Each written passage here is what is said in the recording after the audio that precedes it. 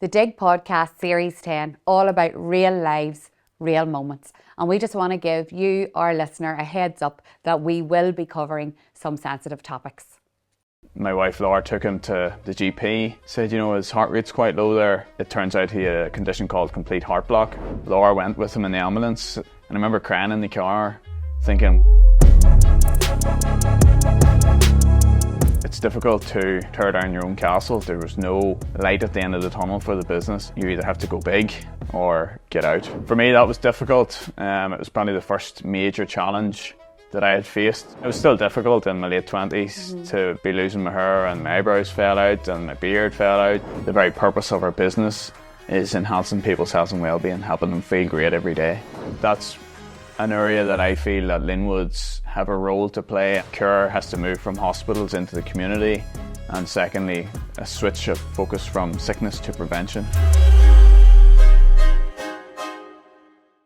Welcome to this week's Dig Podcast. So you guys know this series is all about real lives and real moments, and it's in partnership with Linwoods Health Foods. So what more could we ask for than the Managing Director of Linwoods to be right beside me now, and I'm going to let you hear from him in a minute, but it's Patrick Woods. So what does the real life of the Managing Director of Linwoods look like, and who is Patrick Woods? Well, first of all, he's the third generation leader of a family business. So there's a lot that goes along with that goes on, whenever you're taking the reins over from someone else. And he does succeed his father, John, but John is very much active in the business, and we were talking to him earlier when he came up to the beautiful Lochern Resort, and you'll be hearing from him on social media. But today I have Patrick in the hot seat, and Patrick does say that he's learned from his dad's success and leadership, but he's not trying to fill his shoes. He just wants to be able to move things, do things differently in the business, maybe do new things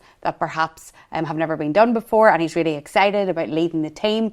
And we've been able to hear all about that as we've got to know Patrick, but we're going to dive a wee bit deeper today because he's also a husband and a father and a son and a brother and a friend and a work colleague. So like all of us, we all have a life as well as work, and that's what we're going to talk to Patrick about today. So thank you for being on the Dig Podcast, Patrick. No problem. I'm delighted to be here, Caroline. And thank you for partnering with the Dig Podcast for this series, because real lives is what it's all about, right? We're Absolutely. all living a life that then affects our work. So talk to us about Linwoods before we even go on to anything else. For people who don't know, do you want to tell people who are listening what Linwoods is? Linwoods Health Foods? Sure. So Linwoods, we're a third generation family business, as you mentioned. So my grandfather started the business just, it was a small farm holding of 7 acres, and he had a family of 10 kids himself and my grandmother, Teresa.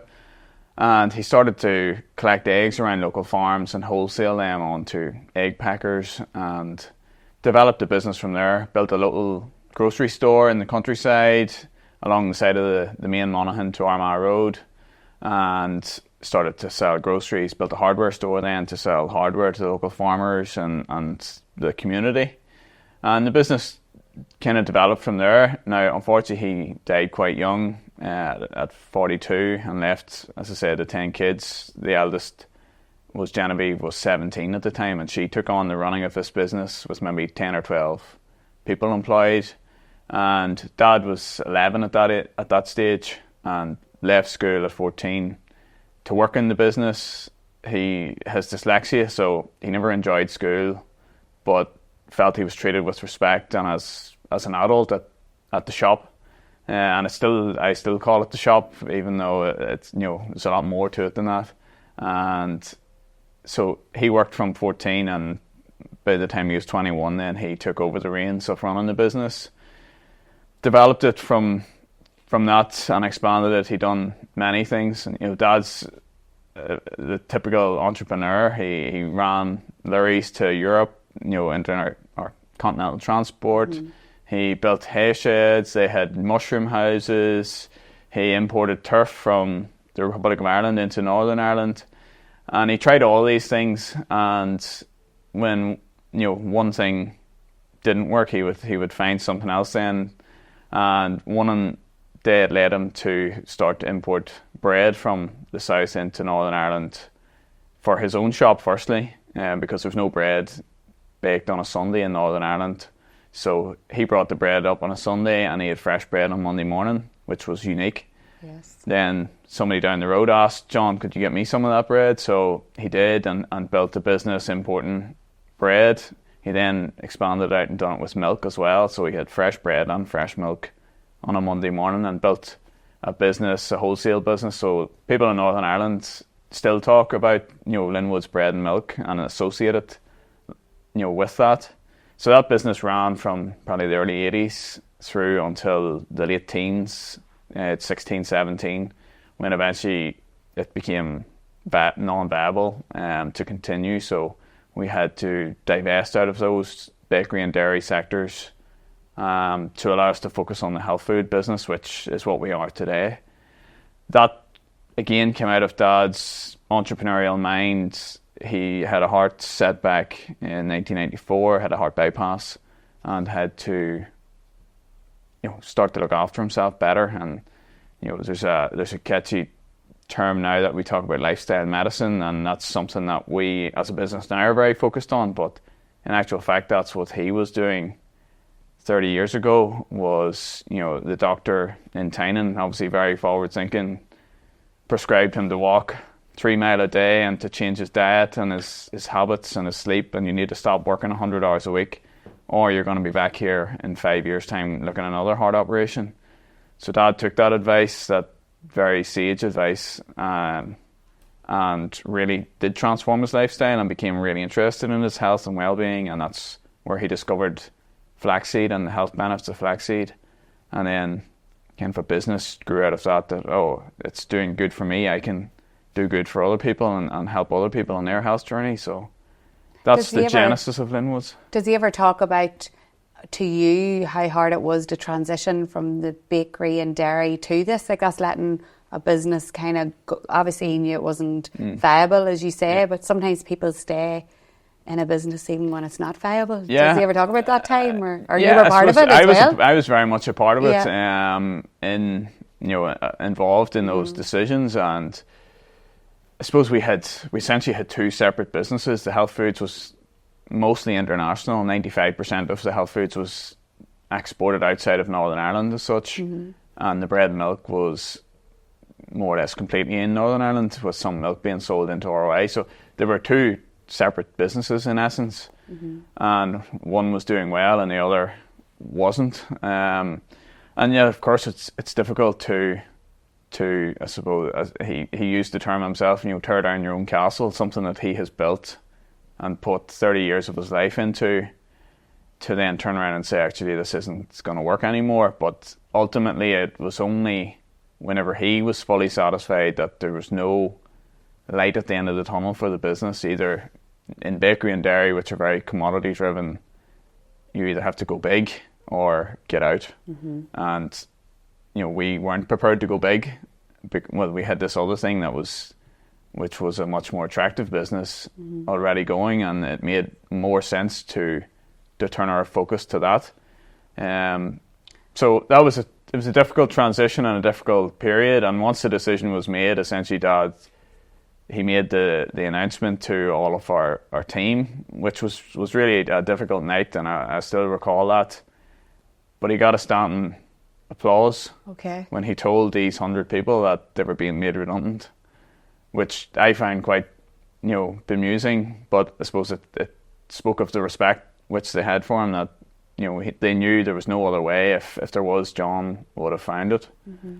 The Dig podcast means so much to us because we're able to help people with actionable advice, both in the world of work and life. And so many people are listening, thousands of downloads, but some people still haven't hit that follow button or subscribe. I'm guilty of it too. I listen to podcasts and I actually haven't taken that action. But I'm asking you today, if you do love the podcast and you want to keep seeing more guests, if you could hit follow on Spotify or Apple, or if you watch on YouTube, if you hit that subscribe button, it helps the podcast grow. And in turn, I can continue to have brilliant guests that bring you great advice each week. That's hard to imagine that you would get that from that, but as you say, it shows. But how did you find that time? I know that you found that stressful for yourself, didn't you? Do you want to talk about that? I know you said you'll talk about what way that affected you at that time. Yeah, that was a difficult time for everyone in the business. Of course, firstly the people who were unfortunately made redundant, because we're a very locally based business. There's a lot of people in the local community, in our local football club that I was on the football committee with, that I play football with their sons and friendly with, and a lot of these guys, some of them never worked anywhere else. They left school and came straight to work for Linwoods. So that was difficult. And once, I suppose, Dad made the announcement and the decision was made, then he handed over the process to Seamus, who was the joint managing director, and the rest of us to, I suppose, manage that process of redundancies and then closing down and disposing of those two parts of the business. For me, that was difficult. It was probably the first major challenge that I had faced within the business in a leadership role, not the managing director, but certainly as part of the leadership team. And along with all the things in my life, at that time my wife was actually quite sick with digestive issues at the time, but I think between that and the stress of the redundancies, then I started to suffer with alopecia, and my hair all fell out over the course of about a year and a half. It grew back, and then we had another round of redundancies. So we not purposely, we done it in two phases. We closed our dairy and our van sales operation, and we hoped that the bakery would be viable on its own. But within a year to 18 months, it became apparent that it wasn't viable to stand alone either. So we had to then make the hard decision to then cease with baking and bakery activities. So we had a second announcement. At this point, our joint managing director, Seamus, had already passed away. He had leukemia, and he passed away at the age of 62. So there's a lot of kind of things going on in the business, and that process was left to myself and Paddy and Orla, the other two directors in the business. Again, we managed that redundancy and closed down. And again, my hair fell out for the second time. So most of it has come back, but... so that's alopecia, so there it is, I don't know the research behind it, but it is obviously stress related. It can happen when they're stressed. Yeah, a lot of it is, well, I put it down to stress. It's amazing the number of people who approach me afterwards, I had alopecia, or I used to have alopecia, or, patches of my hair fell out during a certain stressful time. So a lot of it would be down to stress. And even the comedian Matt Lucas, he was involved in a car accident when he was 5, and the next day or within a week his hair fell out and never came back. Oh, I didn't know that. Yeah. Wow. So, that's the impact that it can have. Now, luckily mine, most of it has come back. Yeah. And how did you cope with that? That's a big thing to lose your hair. Yeah. That is a huge thing. How did you cope with that in your mind? It's difficult, and it's easy to play it down. Oh, it's only hair, and you kind of rationalise it and all. Oh, it's easier for a man. It would be much more difficult for a woman, which I firmly believe there's probably a lot more for a woman's identity attached to her hair. But yeah, it was still difficult in my late 20s to be losing my hair, and my eyebrows fell out and my beard fell out, and it is difficult. But I remember the day I came in with my head shaved into work, and Seamus was in the first day post leukemia or post chemotherapy, and he had no hair either. And I remember thinking, okay, I'd rather be in my position. I'm just bald, but Seamus unfortunately was bald and was going through chemo. So it's just trying to keep those things in perspective, that it's tough and it's not nice and it knocks your confidence, but it is only hair, and there's no other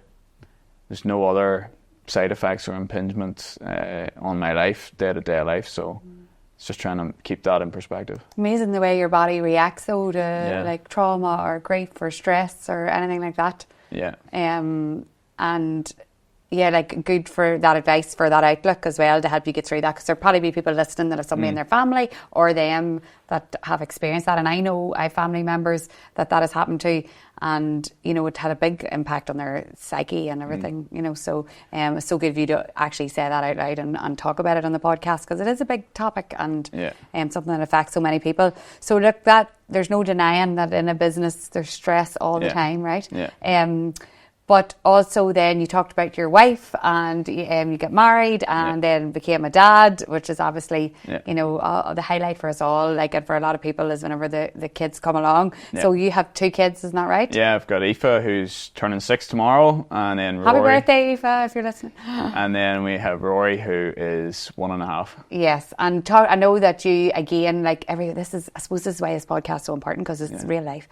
There's been a lot going on as well with Rory and all. I know you've agreed to talk about it because, again, there'll be people listening who might go through this. Do you want to talk to us about what's been going on? Yeah, so Rory, he's been in hospital a few times since he was born. He was in hospital after 3 days with bilious vomiting. Now, they never found the cause of that, and he recovered, and, you know, there was never another word about it after, you know, kept him in for a week and never really found any reason behind that, thankfully. And then at 3 months, he took food poisoning with E. coli, and again spent a week in hospital, and, you know, just with dehydration and high temperature and whatnot. But again, came out the other side and recovered and was getting on with his life until about a month and a half ago. And again, he had diarrhea and vomiting for about a week. And my wife Laura took him to the GP, who put the stethoscope on his chest and then talked around all the various different symptoms, put the stethoscope on again and said, you know, his heart rate's quite low there. You know, I phoned ahead to go to Craigavon to get him checked out in the Blossom unit. We went there that evening. We were in the Royal that night, blue lighted to the Royal, and it turns out he had a condition called complete heart block. And it means that essentially the electrical signal running through your heart, or from your top ventricles to your bottom ventricles, had stopped working. So his bottom ventricles weren't beating in rhythm with the rest of his heart. And this is my layman's understanding of it. I'm sure the medical people could explain a lot more eloquently. Well, that's why we need you to tell us so we can understand. So it meant his heart rate was only operating at 40 beats per minute, whereas in a kid or a child of his age it should be 80. So it's quite unique in 2 aspects. One, that it's normally something that either you're born with, or it's caused via a physical defect within the heart, or surgery if they have to cut the heart muscle that can impact the electrical signal.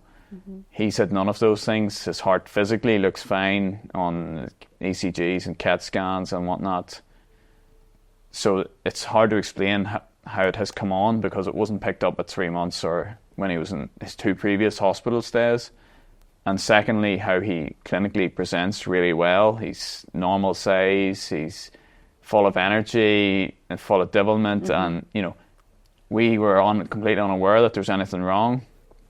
Whereas a lot of the kids who have a condition like this, albeit most of them have another complication or, you know, symptoms that are like co-complications as such, he doesn't have any of those. So normally kids are lethargic, they're tired, they don't eat well, they don't grow and develop, you know, at the normal rate. So it's a very unique case.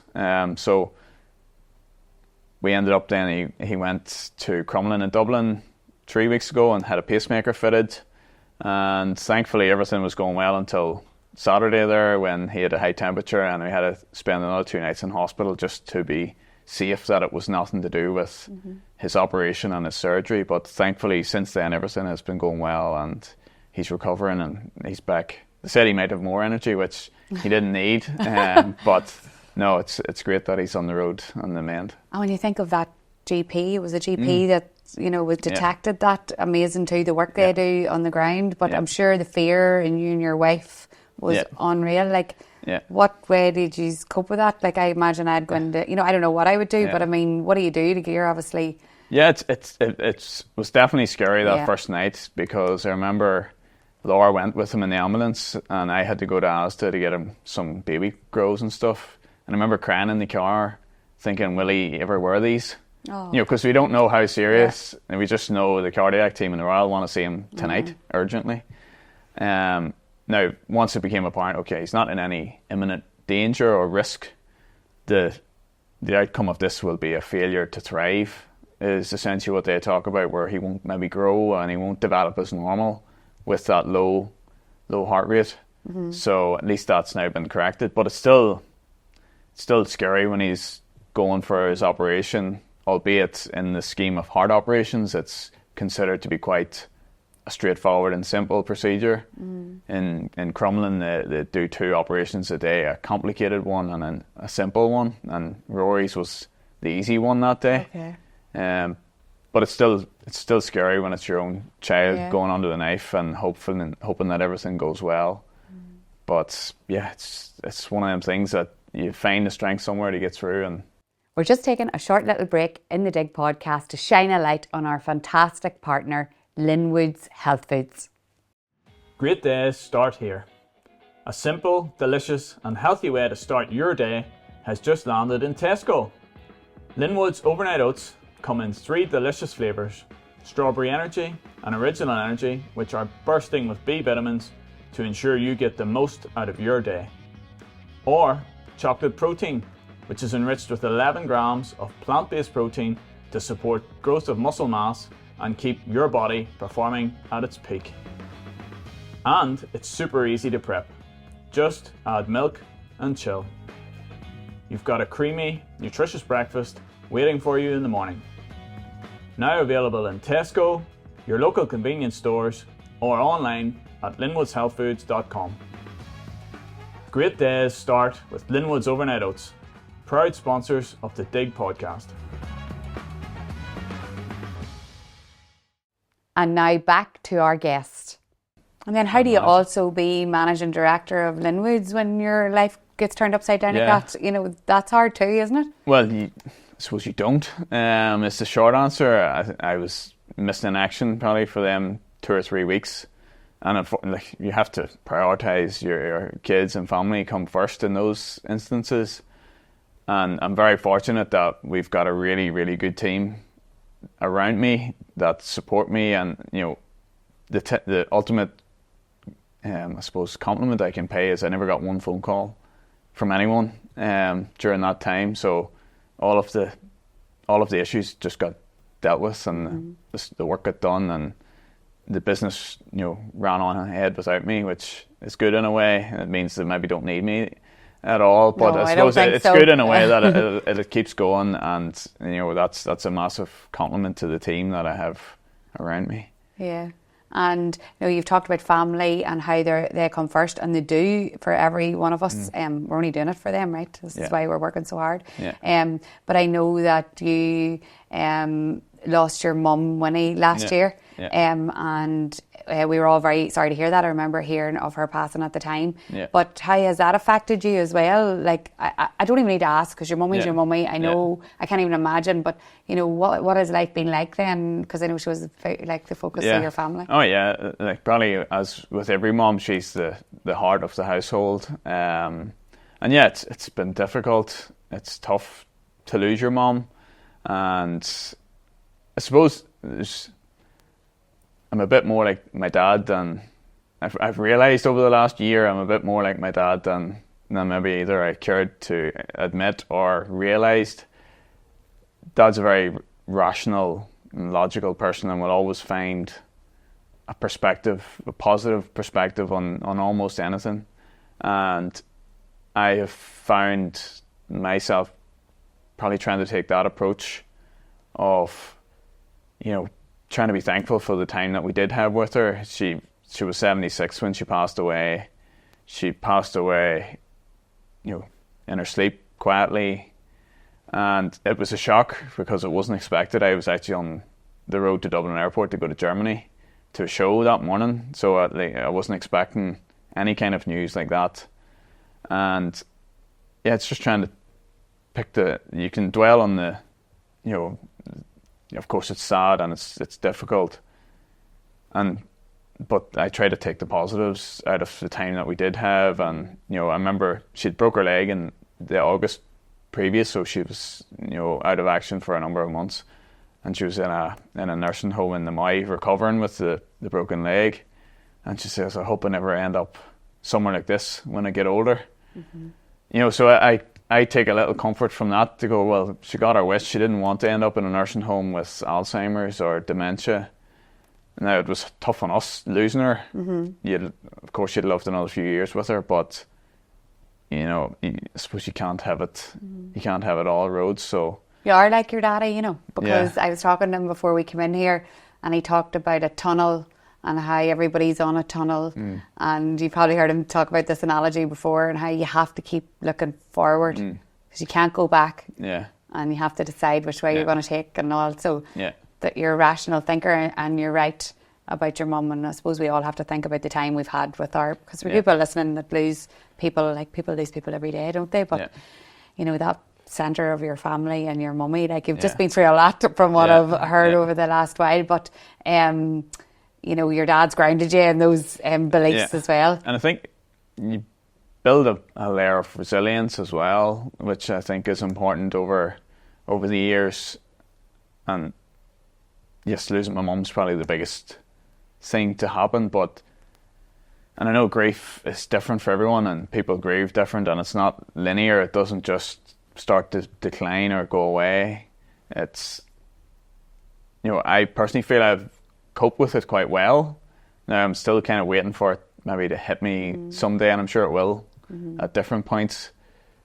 But it's everybody just grieves differently, and it impacts people in different ways. So, and it comes to everybody's door, doesn't it? At some stage, unfortunately, you just have to learn techniques and tools, like you said.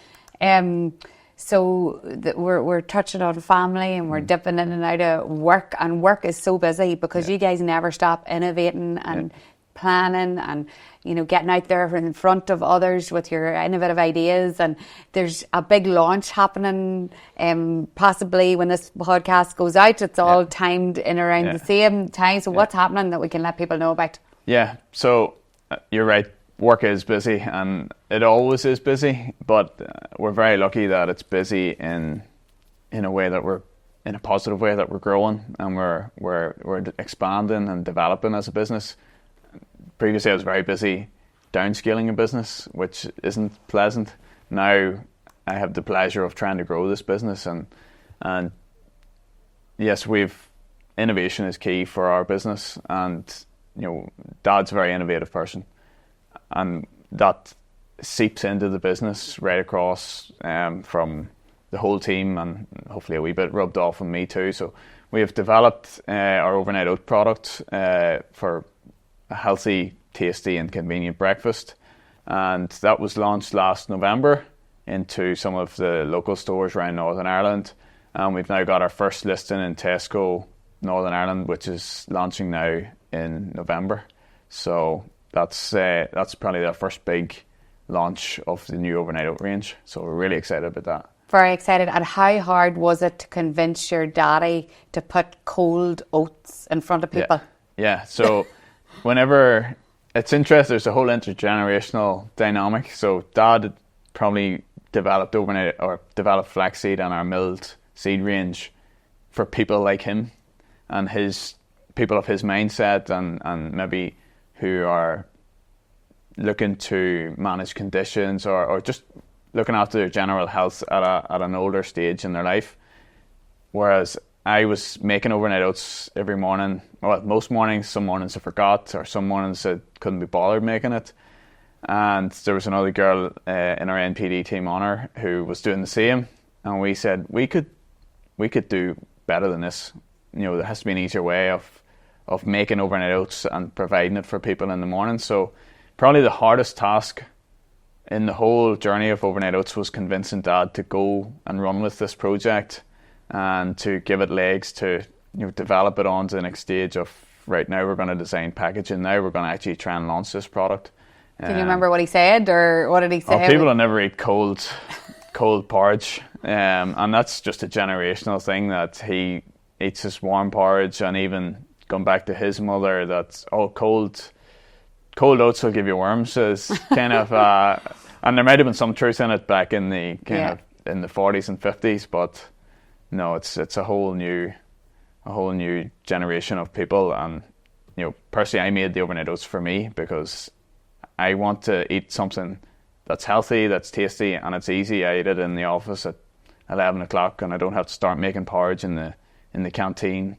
I can just take my pot with me and I need it. And would we get to see John ever tucking into those? He's not overnight? convinced yet. We're still working on him. Even though they're on the shelves of Tesco's, he's still not convinced. He's not convinced, but then he's not the target audience. No, he's not. So. And you're right, it is a thing. Like the girls in the office, Rachel and Orla, have got me on the overnight oats now, and the chocolate ones and the protein ones and the strawberry ones. Yeah. And it is a thing. We're busy lives. We want to be healthy. We want food on the go. So the overnight oats is an amazing product. Yeah. It's launching in Tesco's. Look out for it, guys. Actually, the girls have given me a discount code. If anybody's listening, DIG20 is the discount code for people, and they can grab them online as well, or go to your Tesco's store.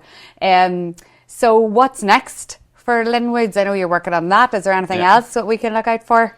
Yeah, I referenced it earlier around lifestyle medicine. Yes. And that's an area, like, we're already supporting and helping people with our health food products to enhance their health and well-being. And I suppose that's the very purpose of our business, is enhancing people's health and well-being, helping them feel great every day through positive nutrition. So we're already in that space, we're already helping people, but we've got a huge opportunity to help a lot more, and we're looking at these mega trends in terms of health and the health crisis. And we've seen with the Labour government come out this week to talk about the NHS and the issues within it, and very conveniently two of the things were that care has to move from hospitals into the community, and secondly a switch of focus from sickness to prevention. And that's an area that I feel that Linwoods have a role to play and can assist people with in trying to improve their diets. And it's not just about providing a healthy product. There's education needed, there's support needed, there's exercise, there's so many aspects around lifestyle and health. Not diet's obviously a key one, but it's only one of a number. Stress, sleep, all of those things. So that's a space that we're looking into, and some of the major issues. Heart disease is the biggest cause of premature death in the UK. 60% of people in the UK are overweight or obese. Those are areas that we're looking at and going, can we develop products to assist and help people to manage those conditions in a natural, sustainable way, not to take a pill to try and solve a symptom, but actually manage your health in a sustainable way that it's long term and it lasts, that it's not a diet or it's not a phase that you do for 2 or 3 months. This is a lifestyle change that needs to happen, a bit like what Dad went through 30 years ago. He was, very much a forerunner in that aspect. Yeah. And like you said, we can take our Linwoods products and our overnight oats and all, but if we don't understand the reasons why, they perhaps won't last with that trend that we're on or whatever. So that education piece is massive. And it's not easy. No. Like I would consider myself to be well educated in terms of nutrition and food, but it's still a struggle. We still fall off the wagon and lack motivation sometimes. So that's very normal. And even at the coffee shop this morning, I heard 2 girls talking and, I'm trying to be good. Oh yeah, I'm trying to be good too. But it's not easy. That was the very words they said, and it really struck me. That was like, it's not easy. So that's where you need the inspiration, the support network, the reasons community. why. Yeah, you need to know why, but you also need support to help you to maintain it. I love that. So that's Linwoods community that will help people understand that. So we look forward to seeing that grow. We're delighted to be part of it, even for a short time here, but we're going to continue to follow and support your journey as well. I just want to say thank you for sharing all of that. Like, all of that is not easy to come on a podcast to talk about, and like grief and trauma and stress and all, but so important. And you can see that you want to get out and help people with that knowledge. So thank you for doing that. And we're going to put in the show notes how you can find out more about Linwoods, how you can become part of their community, and we'll also pop in that discount code as well. Definitely go into Tesco's, tag them on social whenever you see them at Linwoods Health Foods. And thank you to you and your dad for coming here to the beautiful Lochgarn today, and we can't wait to see what the future holds for Linwoods. Thanks very much, Colin. It's been a pleasure.